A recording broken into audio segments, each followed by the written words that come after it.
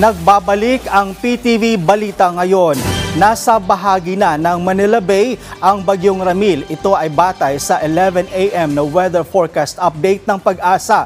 Ayon sa Pag-asa, pasado alas 10 ngayong umaga namataan ang Bagyong Ramil sa bahagi ng karagatan ng Manila Bay.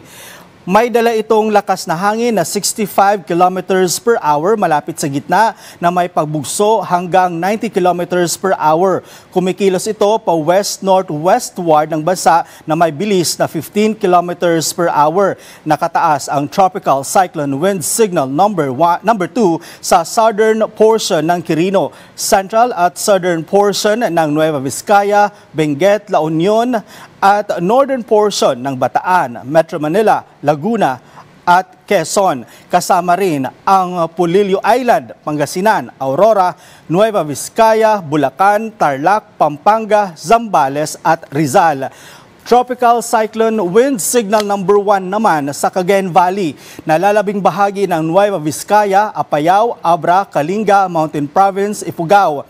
Nalalabing bahagi ng Benguet, Ilocos Norte, Ilocos Sur, ilang bahagi ng Laguna, Cavite, Batangas, Occidental Mindoro, kasama ang Lubang Islands, Oriental Mindoro, Marinduque, Romblon, Camarines Sur, Catanduanes at northern portion ng Albay at Burias Island. Ngayong araw, magiging maalon ang karagatan ng Oriental Mindoro, Caluya Islands, Bicol Region at Eastern Visayas. Ito ay dahil sa trough at outer rain bands ng Bagyong Ramil at easterlies.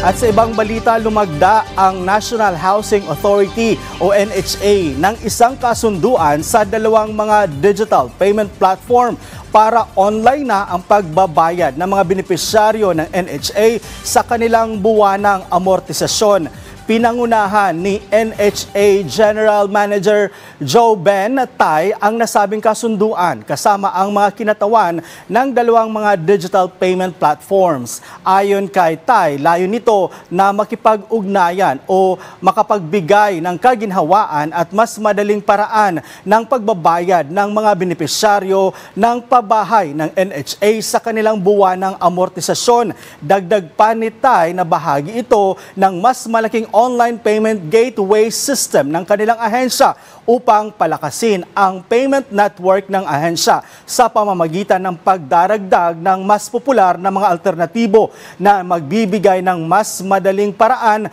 para sa mga housing beneficiaries nito na tuparin ang kanilang mga pinansyal na obligasyon hanggang na hindi nila kailangan bumisita ng mga regional at district offices ng ahensya. Bukod pa rito, plano rin ng NHA na magtayo ng pisikal na kiosk machine malapit sa kanilang mga resettlement sites.